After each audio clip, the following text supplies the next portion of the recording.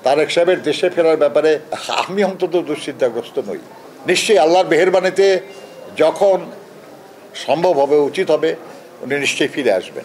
বাংলাদেশে কোনো শক্তি কোনো ষড়যন্ত্র করে তাকে ঠেকাতে পারবে আমি বিশ্বাস করি না। পারবে মনে হয় আপনাদের? কিন্তু তিনি একজন আইন মান্যকারী নাগরিক। আইন অমান্য করে বা আইন এখন উনি চাইলে এমনই পরিস্থিতি হবে যে পরিস্থিতিতে সরকার আইন কার্যকর করতে পারবে না, কিন্তু উনি সেটা চান না বলেই তো বিলম্বটা হচ্ছে। আমরা চাইছি যে যাতে তার বিলম্ব না করতে হয় সেই পরিস্থিতিটা সৃষ্টি হোক আইনের মাধ্যমে। তার বিরুদ্ধে তো কত অভিযোগ করা হয়েছে। আমাদের দেশে কিছু পত্রিকা, কিছু টিভি চ্যানেল তাকে তো এমন এক দানব বানিয়ে ফেলেছিল যে উনি মহা কিছু করে ফেলছে, বিদেশে তার প্রচুর সম্পদ, প্রচুর অর্থবিত্ত ইত্যাদি ইত্যাদি।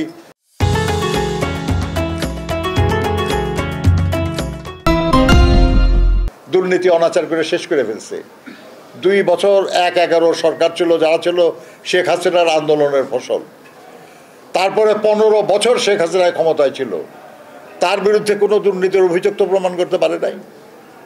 একটা মাত্র মামলা সাজা দিয়েছে, সেটাও বিচারিক আদালতে ওনাকে খালাস দেওয়া হয়েছিল এবং উচ্চ আদালতে ছাত্রলীগের এক সাবেক নেতা বিচারক তিনি তাকে দণ্ড দিয়েছিলেন।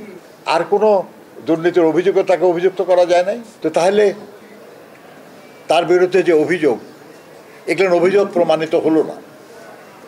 আর এত বছরে প্রমাণিত হয় নাই এমন বিরুদ্ধে সরকার ক্ষমতায় থাকার পরেও, তারপরেও কি এই অভিযোগ আর টেকে? এই অভিযোগ তো টেকে না। এই অভিযোগ মিথ্যা ছিল, এটা তো প্রমাণ হয়েছে। আর যে লড়াইটা হলো, যে লড়াইয়ের মাধ্যমে আমরা শেষ পর্যন্ত বিজয়ী হলাম, এই পুরা লড়াইয়ে তার অংশগ্রহণ ছিল অত্যন্ত শক্তিশালী এবং শেষ দিকে লড়াইয়ে নেতৃত্ব তিনি দিয়েছেন। তার অবদান এমনকি ছাত্র আন্দোলনে যারা আছে তারাও স্বীকার করে। যারা ছাত্র আন্দোলনের নেতৃত্ব দিয়েছে তারাও দেশনেত্রী বেগম খালেদা জিয়ার যে সাহসিকতা, রাজনৈতিক দৃঢ়তা, এর জন্য তাকে শ্রদ্ধা জানিয়েছে। কাজেই সেরকম মানুষ তারা বাংলাদেশের রাজনীতিতে গুরুত্বপূর্ণ ভূমিকা পালন করুক, এটাই জনগণের প্রত্যাশা। আমরা আশা করি সে প্রত্যাশা আল্লাহ পূরণ করবেন।